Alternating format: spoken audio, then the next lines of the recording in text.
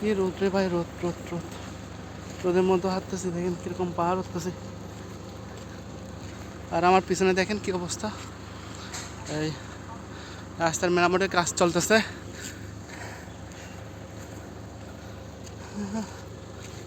এই গরমে মরতেছি।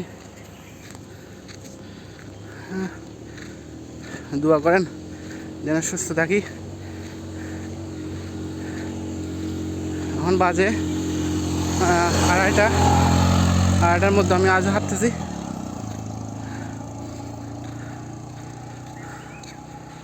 এখন কি সুন্দর সুন্দর কত বড় বড় পাহাড় কাটছে, কেটে রাস্তা তৈরি করা হয়েছে।